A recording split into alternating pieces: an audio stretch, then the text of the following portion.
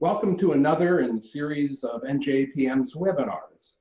I'm Cangelosi, and today we have a program with LoSchiavo. Lauren is an LCSW and an accredited professional mediator. She maintains a family mediation practice, divorce mediation of New Jersey, and a psychotherapy practice in Ramsey, New Jersey. She's worked extensively with children, adolescents, and adults who have experienced divorce. So today she's going to discuss how she handles parties during the parenting plan process of a mediation. So welcome, Lauren. How are you? Thank you.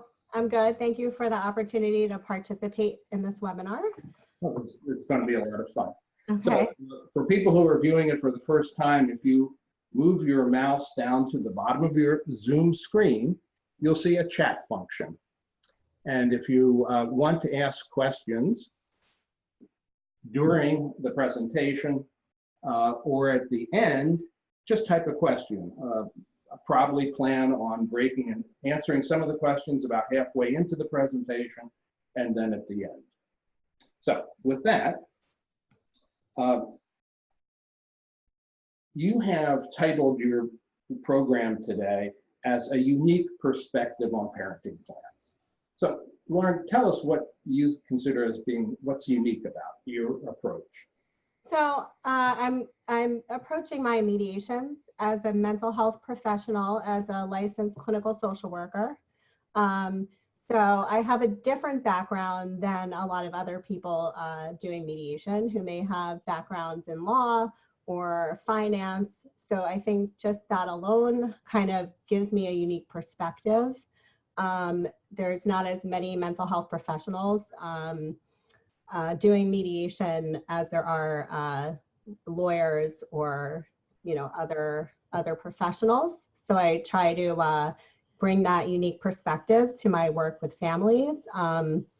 Also having a mental health practice, a psychotherapy practice for many years, I kind of bring what I've experienced people go through in the divorce process to my work with clients in mediation.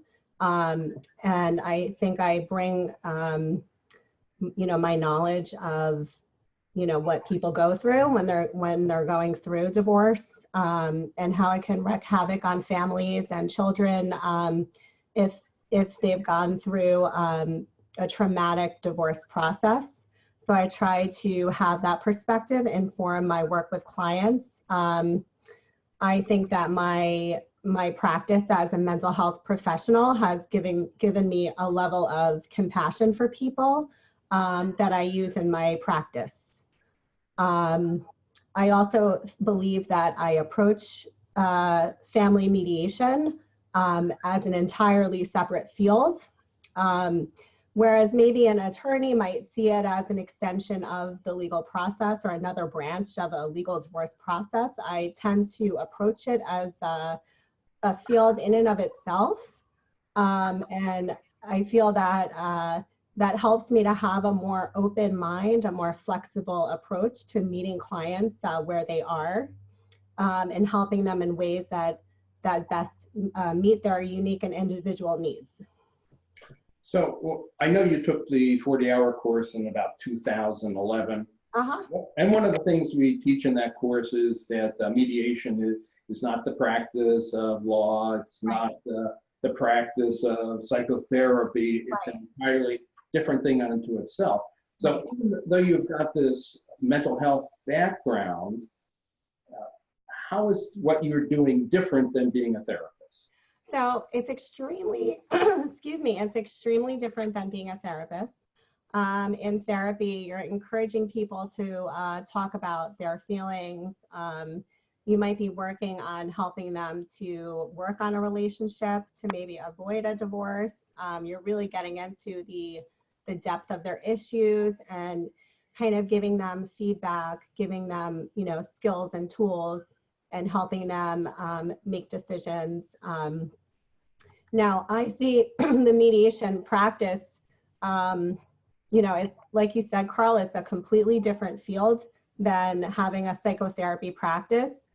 in my mediations, I feel that it's crucial not to discuss, you know, why the people are getting divorced, you know, who did what. Sometimes clients in mediation are tempted to kind of out the other person and, you know, why they're there getting a divorce, you know, so-and-so, you know, cheated, or so-and-so is an alcoholic, et cetera, et cetera. It's actually ironic because I discourage that kind of communication in mediations. I think it really kind of stymies the process. It makes people usually become aggravated and overly emotional in the mediation process. So in therapy, we encourage, you know, open discussion of feelings and events, but in mediation, I try to really keep clients focused on the matter at hand, on, you know, equitable distribution, parenting plans. We don't get into, you know, feelings too much. I think it's better to, anytime someone kind of leans in that direction, I encourage clients to stay focused on the matters at hand, and I let them know mediation, you know, at least the way that I practice mediation, isn't the best forum. And I encourage them to actually seek therapy outside if they feel the need to kind of talk about, you know, the reasons for the divorce.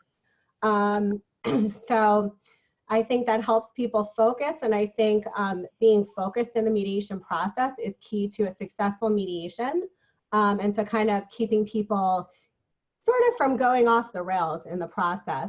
Although, you know, I do bring a lot of compassion. With that being said, I do empathize with how hard this process can be for people. I empathize that, you know, it's a difficult thing to kind of go through a divorce. And I really believe that, you know, I am doing a good deed by helping people go through this process in as amicable way as possible. So describe how you start a parenting session, and then sort of walk us through the various parts of it as you do it. Okay, so I think the parenting plan could be one of the most difficult pieces of the entire mediation. With the other pieces of mediation, you're dealing with a lot of numbers. You're dealing with maybe an Excel spreadsheet, people's money. When it comes to a parenting plan, you're dealing with people's children, you know, and that could be an extremely touchy subject. So I like to complete the financial portions of the mediation first, so that people feel like they are cooperating with one another, they're experiencing some success in the process, they're getting things that might be a little easier to resolved first. And then the second half of the mediation process, the last piece of it is usually the parenting plan. And I save that kind of after we've done a lot of the other stuff. And the way that I approach it is, again, I try to respect if people have, you know, already discussed a plan, or if they already have let's say they already have a parenting time schedule in place. I ask them, I say, you know, do you have a plan in place at all? Is there anything that you've been doing that's been working well so far with your parenting schedule? I try not to use words like custody with clients, because that could be kind of a touchy word. So I stick to using, you know, parenting schedule. But, you know, before we do, you know, the parenting schedule, we usually kind of just talk about, you know, if there's any issues that will come up and that they think might come up in the mediation with regard to their children, whether their children have any special needs, the ages of the children. And I kind of save the, you know, parenting time schedule actually towards the latter part of my parenting plan discussion with parents. Again, that just fits with what I said earlier, save the hardest stuff for last. That way people feel like they've been successful at cooperating with one another. They're more motivated to continue cooperating, and the parenting time schedule, as well as child support and paying for extra expenses, could be one of the more difficult, possibly contentious parts of the parenting plan process. So we kind of start with, you know, what the current living arrangement is, and then, you know, we move on to where the kids might stay in their school district. From there, we discuss, the parenting time schedule, holidays, vacations from school. And then we move on to child support and extra expenses. So it's pretty linear. Okay. So you do the actual parenting plan last, and then you do all the other pieces of parenting. Correct. Okay. That, I must admit, this is a very unusual way to approach it, at least from my perspective, because most mediators will do parenting first under the assumption that it's a lot easier to get agreement on parenting because you're talking about children, not themselves. Right. And then you move on to the financial issues. So this is really a very unusual approach. Obviously, you think it works well. Correct. So I do equitable distribution, and then I do spousal support, and then I do the parenting plan, odds and ends, and then I move on to parenting time, and then I do child support last. And I find that that works best with my clients for some reason. They tend to kind of move through the financial aspects between each other more smoothly, and then the more difficulty in my experience with my clients has been about the parenting time schedule and paying for extra expenses that are not included in child support. So you now have a client or clients in front of you, and they're still living together, so they don't have any experience with a parenting plan, and they're kind of lost as to what they really want to do. What do you do then? So I take a really practical approach. Again, as a mental health professional, you want to stay away from words that can elicit strong emotions in mediation clients. Because the purpose of the mediation is to complete it successfully for those clients. It is, it's an expensive process. You want to do it efficiently. You want to do it, as cost effectively as possible. So anything that's going to help them come to a resolution is kind of where I go with that. So I stay away from suggesting a parenting schedule because I don't feel that a mediator, it's the mediator's job to impose a schedule. What I do is start with asking them what their work schedules are, because that's a practical piece of information. It's not emotionally loaded. And I find when you get that information that it's really an important piece of knowing kind of what their availability is as far as a parenting schedule. So yeah, there are some people that might come in and they have no idea, what their parenting schedule should be. So I start with what their work schedules are. And, I kind of ask them again, have they thought about this? And sometimes people haven't thought about it at all. And they're kind of like, oh my goodness, I can't believe I have to make this decision right now. So I assure them that it's not a decision that they have to make in that session, that if they need more time to think about it, but we kind of, use the schedules as a guide. If they want an equal parenting time schedule, then I could help them come up with a 50-50 parenting time schedule. But as long as they're in cooperation at the discussion, then I go along with whatever they feel is best for them. If they're really stuck and they ask for some suggestions, I will suggest some schedules to them. Okay, so you have a set of schedules that you might hand out to them. Yes, actually, I think it was Ken Newman a few years ago had presented a really good packet that had different parenting plan schedules. Okay. Whether it's like a overnight or every other weekend. So there's different variations, and that can be very helpful to clients. One of the most difficult issues I think about parenting is stereotypically is the wife who says, I really don't think it's in the best interests of our child or children to have a midweek overnight or overnights because it's just too disruptive. How do you deal with that kind of a situation? Well, I try to, empathize with both parents in that situation because, obviously there's a lot of concerns that parents have. You know, it really depends on the age of the children.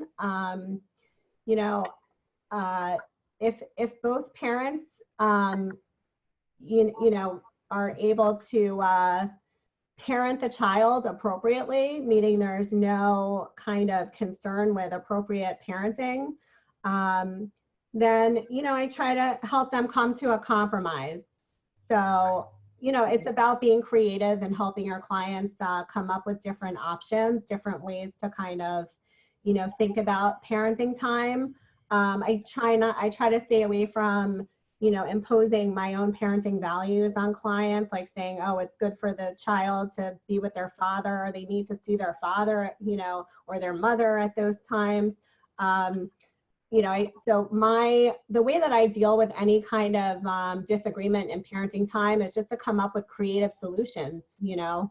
But how about if the wife is still insistent, this is not a good idea because the children need a home base, and the husband is equally insistent because he says, look, how can I ever have close to equal parenting time unless we do something during the week? And they're now sort of entrenched in this position, all surrounding the best interests of the child. So yeah, where do you go?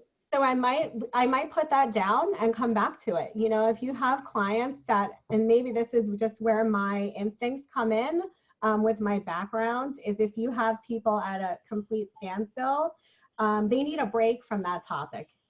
Well, no, okay, I'm not going to let you off that easy, because now you come back to it, right? You've passed over it, and you've come back to it. Right. So what are you going to do? They're still insistent here. Right. I mean, are you going to, for example, I might give them, you know, say something like psychologists that I know have said this, or might give out some handouts. So how do you break that impasse? You know, as long as both parents are healthy in a way where they can appropriately parent, you know, I might kind of reiterate each person's concern, so that they each feel like they're being heard with their concerns. If it's a really young child, that tends to come up a little bit more. Let's say there's a 2-year-old and the parent is concerned that, you know, maybe they're not old enough to have an overnight, or have their schedule interrupted, or be away from one parent for too long. I include contingencies when it comes to age in the parenting plan sometimes. I've actually never had a situation where we couldn't come up with a parenting schedule that everyone eventually agreed on. We just keep working on it. Sometimes you take a pause and you just look at the other person in the eye as the mediator, and you give them that, you know, telepathy. Do you really want this to go on forever, or can we come to a resolution? You know, and both parties, you know, they do want to come to a resolution. So if you just keep kind of going with it and working on the compromise, we get to a place where the parents are in agreement. If the only time I've had really a big issue is if one parent really wasn't, the other parent was saying the other parent wasn't a fit parent. They felt that the kids might be in danger from having parenting time with them, or if they suspected that there was substance abuse and the kids were not safe. That's the only time I kind of, you know, the mediation, maybe I terminated the mediation because it was a question of, you know, whether one parent was a fit parent, and I don't feel as a mediator that I'm in the right position to determine that. And I, you know, if that ever happened, then I would usually determine those parents that mediation was not necessarily appropriate in that circumstance. And I've had that happen a couple of times. But usually, you know, if you keep giving people creative solutions, or, you know, you go from, all right, well, we can't agree that this parent should have that overnight. Well, what if we move beyond that and say, well, let's say the parent does have that overnight. What would that look like? What times would we be thinking about? And then the parents are able to kind of visualize it in reality a little better, and maybe wrap their head around it a little better. So you just keep working on it with them. Do you ever suggest trial periods? So I have suggested that sometimes, but in my experience, people don't want to have to go back to mediation. They really want to kind of have, they like to kind of seal it up. So anything, they don't like to necessarily try something and then have to go back to mediation if it doesn't work. I mean, that's just been my experience with the clients that come to me. They don't, because I've suggested that before. I do use that technique more with spousal support. There's more contingencies that I use with that, you know, but as far as parenting time, the only contingencies I use is if it's a super young child, a really, really young child, and it's best that they not be separated from their mom for too long. We'll put contingencies as far as, you know, if the child reaches a certain age, then the parenting plan would be this. Once they're that age, it'll be this. Well, if you did have an impasse and it's continued, would you ever caucus with the parties? I would. I try to stay away from caucusing because, you know, I find that even if you caucus in a perfect way, the parties might be concerned about what you're saying to the other person behind their back. It's kind of a lose-lose situation, I find. I have done it. I try to stay away from it. I haven't really needed to do that many times. I have done it a few, not with the parenting plans as much as with the financial pieces. But it is a tool. It is actually a good tool to use. I've been fortunate that I haven't had mediations with my parenting plans get to that point. But for people that do struggle with helping people come to an agreement, caucus could really be a good tool to use. So that you can let the other parent know that, you know, well, this is how something may go if we're not able to come to resolution in our mediation, that, you know, it actually may not go in your favor outside of mediation, or, you know, help them to be a little bit more reasonable. So I see caucusing as a last resort, but sometimes that's actually a really good tool to use if you can't help parents come to a resolution. I use a checklist when I go through parenting, so I sort of do it step by step. And, you know, there are a number of provisions that are sort of standard, like medical provisions, or, you know, grandparents or something like that. Do you have those kinds of provisions too? And do you walk it through in sort of that same way? I do. I have a lot of provisions, medical care. You know, especially if there's a joint legal custody where both parents are equally making, you know, decisions for their children. There's standard things that are usually in most of my agreements that parents, you know, I run through that with parents, and they, you know, for example, making emergency medical decisions on the fly without consulting the other parent is usually a given if it's an emergency situation, things like that. Agreeing on medical providers that might not be covered through insurance, having a child stay in place wherever they are, you know, if they're with one parent and they become ill, having them stay in place. I include a mental health piece to that as well. If a child needs any kind of psychiatric services, I include that piece in there as well. It's so common for people to, you know, need mental health services, that I think that's an important piece that I always include as part of my health portion. So do you read these provisions to the parties and ask whether they want it in, or do you just put them in, or how do you? I tell them that they're included, and that when they read over, you know, the agreement, if there's anything that they want out, that we would take it out. Not every client wants every kind of standard provision in there. So I'm careful to kind of go through it with them. But, you know, I also try to save them some time by going, you know, by spending a lot of the mediation session going over these standard things that most people want. What are the other really difficult issues that you think come up in parenting? So one of the really difficult issues could be parental conduct, or allowing, I've actually had mediations where certain parents might not want certain family members to be able to see the party's children. That's always, that's always a contentious issue. So I try to, work that out with people, and usually actually the other parent kind of tends to agree. That's come up. Another really challenging issue that has come up, as I kind of mentioned or alluded to earlier, was that sometimes there's concerns about the other parent's appropriateness as a parent, whether they have a substance abuse issue or not. So sometimes I'll include contingencies in the agreement, in the MOU. So if somebody has a problem with substances, they might agree to have drug testing on a regular basis, and we might put that into the MOU. Other difficult things could be holidays. Sometimes people struggle with holidays. Holidays could be very emotional for people. Who's getting Christmas, who's getting, Thanksgiving. That's, another thing that can be a little bit sticky of a situation. So that actually leaves a lot of room for creativity. Anytime I have trouble with holidays with people, we tend to kind of have them share the holiday if possible. But most people rotate them.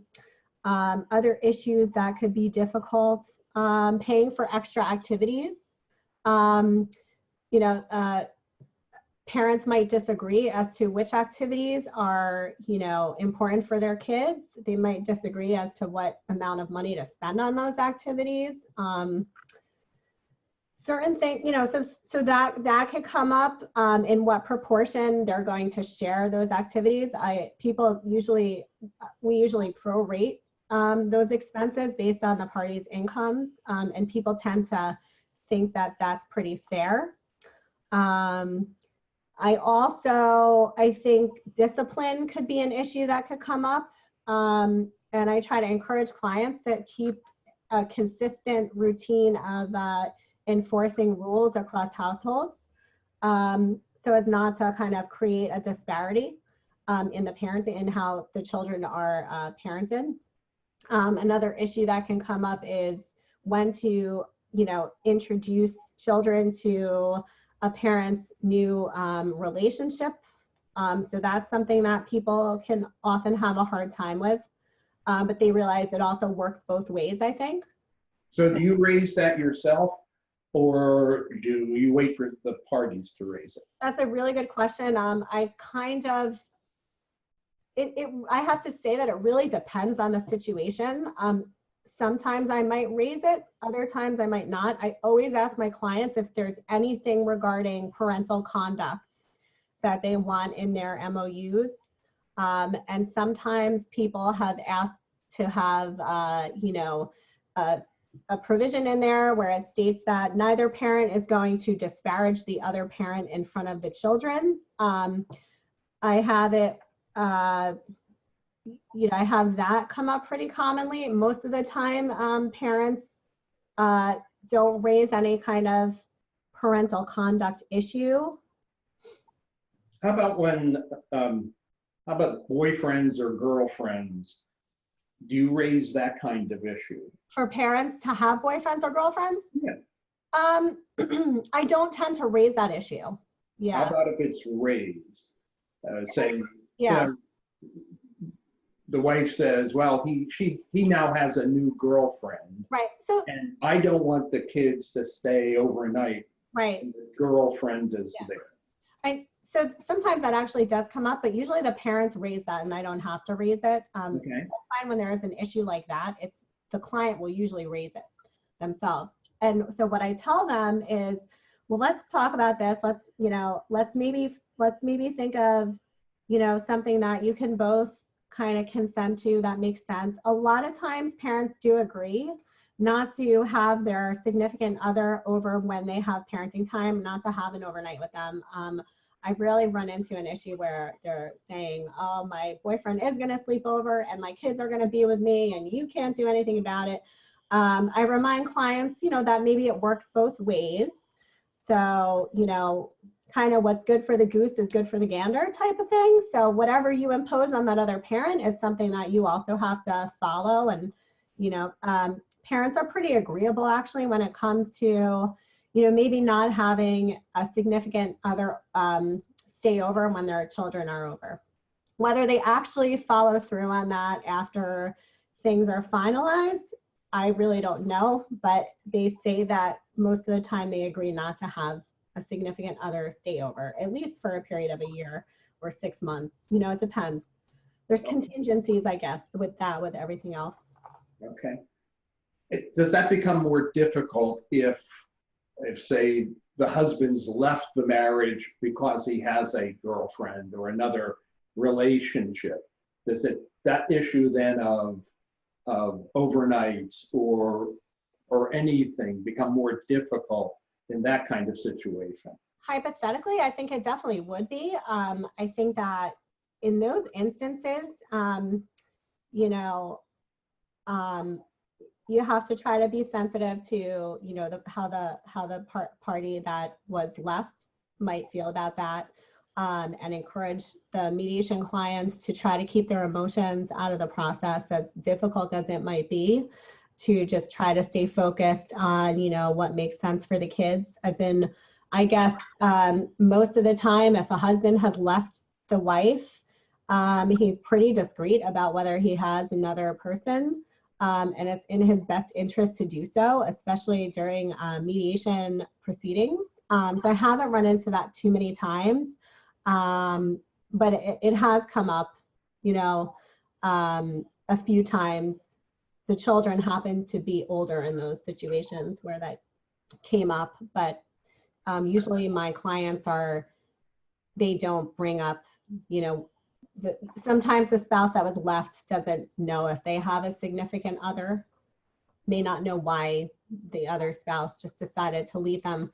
But I try to stay away from discussing, again, like the whys of why so-and-so left so-and-so. We try to keep that out of the mediation, you know, which you might think, me being a mental health professional, that it would be just the opposite, where I'd encourage people to talk about those issues and their feelings.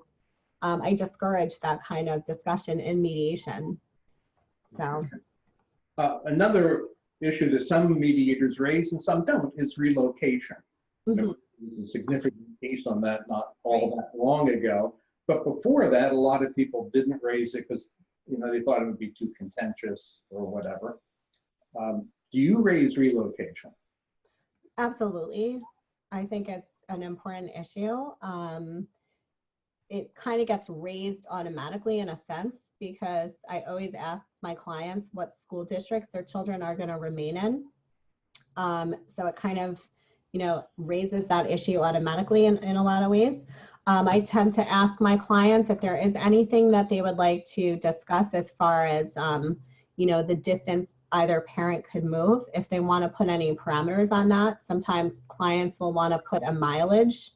You know, we tend to stay away from can't move out of New Jersey, you know, things like that, because New York State is like, could be 5 seconds away from New Jersey. So whenever discussing that, we tend to put a mileage, but a lot of my clients will not want to put something in there, but some clients will. And then you know, we just all tend to usually agree that if any issue does come up regarding that they would return to mediation or pursue, you know, legal remedies as far as, you know, how to address that issue. Because, you know, we don't have a crystal ball. You know, you can't necessarily, just because someone might agree in their MOU that they're not going to move, you know, their circumstance might change and they may have to move. So if something like that happens, then, and they're not able to work it out themselves, so what I usually put in my MOUs is that they would return to mediation to work that change out. Okay. What happens in the situation where the parties are looking like they're going to be agreeing on something that you just think is basically unfair? Now, let me give you an example. We're talking about expenses, extraordinary expenses.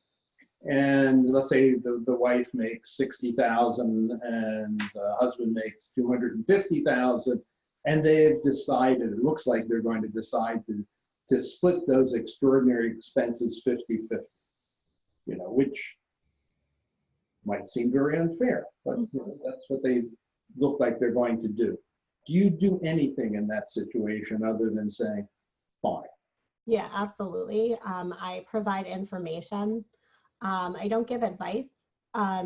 In that I don't say, oh, I think that's unfair, but I want to make sure that my clients are informed in the decisions that they are making. I think that that's crucial for anybody doing a mediation, no matter what your background is, that you be fully informed about, you know, what's involved in divorce mediation processes and parenting plans and paying for extra expenses. So I will explain to them that some people may do it like this, where they might split it. Other people may prorate it based on their incomes. So I give them information. I think that's really important.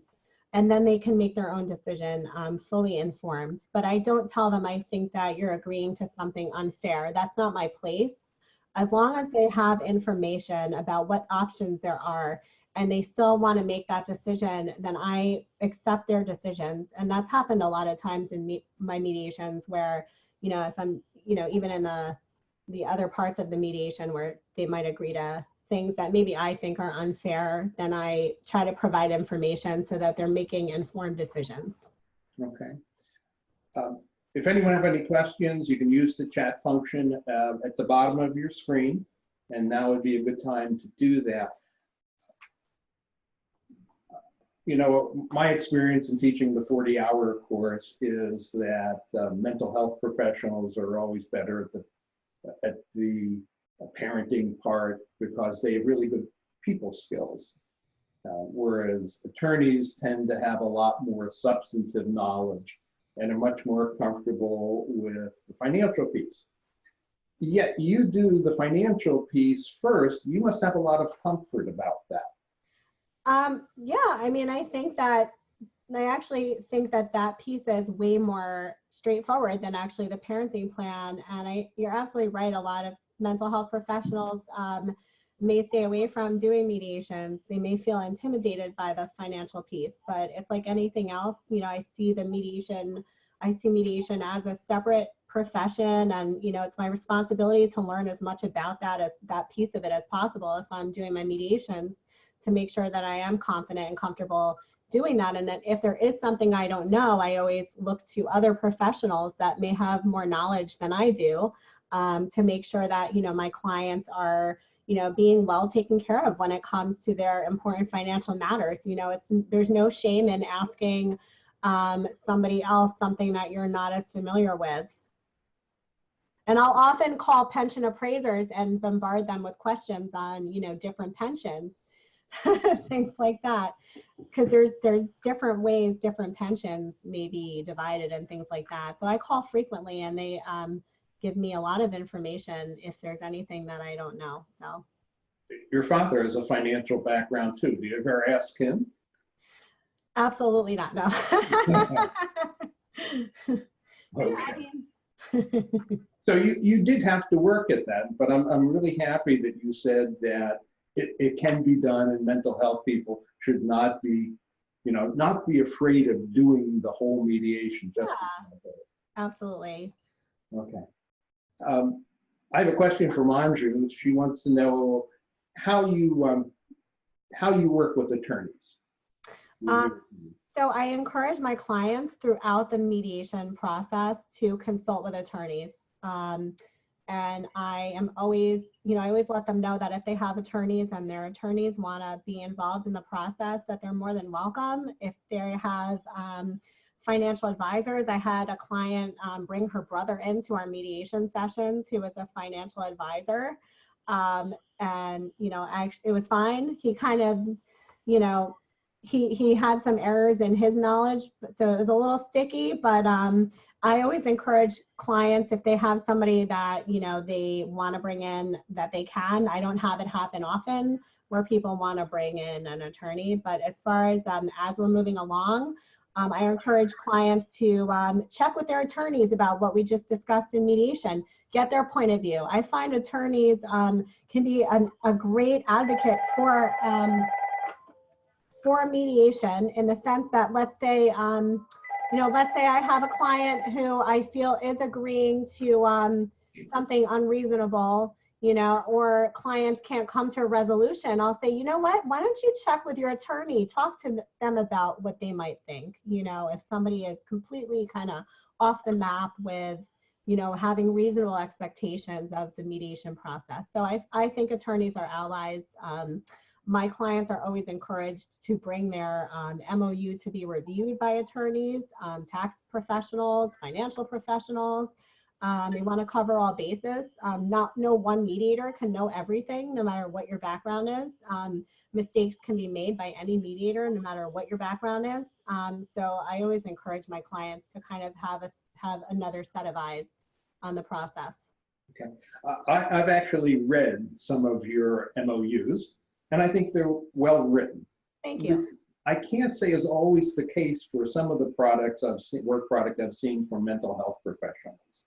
Some of them seem to be more like stream of consciousness. Is that the way you've always written, or is that something you've adopted when you're writing MOUs?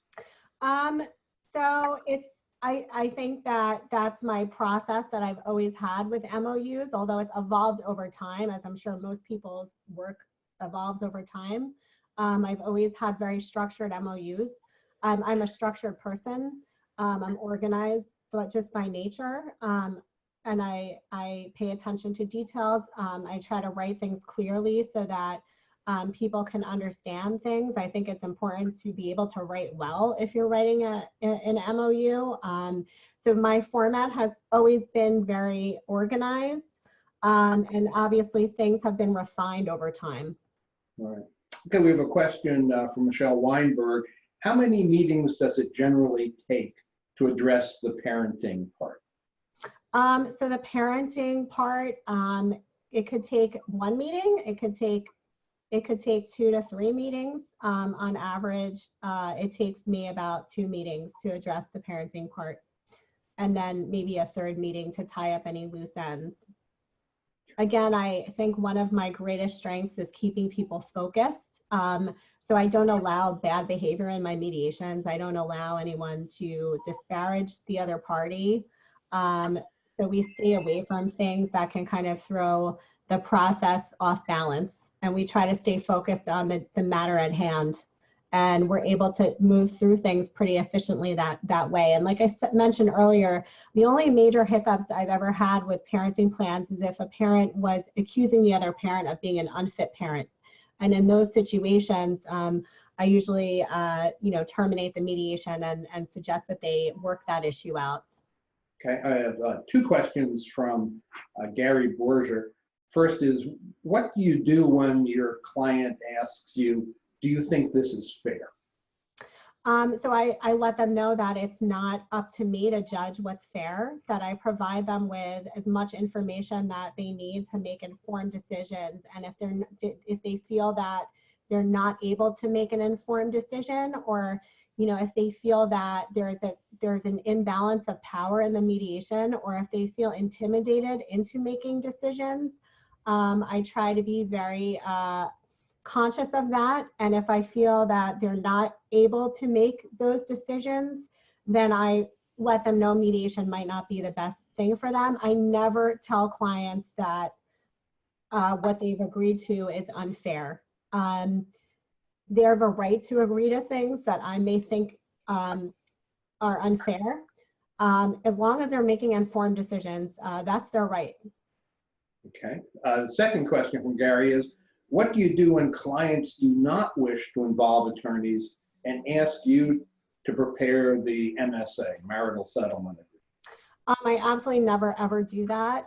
My clients only get a memorandum of understanding from me. It's not signed. They can do with it what they wish after the mediation portion. I'm not an attorney, so I don't prepare marital settlement agreements. I'm a scrivener for the parties, and I help prepare an MOU for them. Well, how about if they ask, well, can I take this to the court and get the court to do something? Do you help them at all in that respect with the MOU? Absolutely not. I only give them the MOU. I let them know that if they choose to have an attorney help them with the rest of the filing process, that they can do so. if they choose not to, kind of, you know, then that's up to them to look for other ways to kind of file their agreement. Okay. Anything else you'd like to tell our participants today? Just, I think one of the most important things is, you know, as a mediator, to remain impartial. We're not advocates, you know, for either side. It's important to remain neutral, but with that being said, to give your clients enough information so that they can make informed decisions. I also, one of my strengths as a mediator is helping people in a creative way to come up with compromises in parenting plans that they may not even have thought of, helping people in that sense to look at the big picture and to come up with creative solutions to help them come to an agreement if they're stuck on any one issue. Question from Anju. What advice would you give a new mediator starting out, especially one with a mental health background? So I suggest that they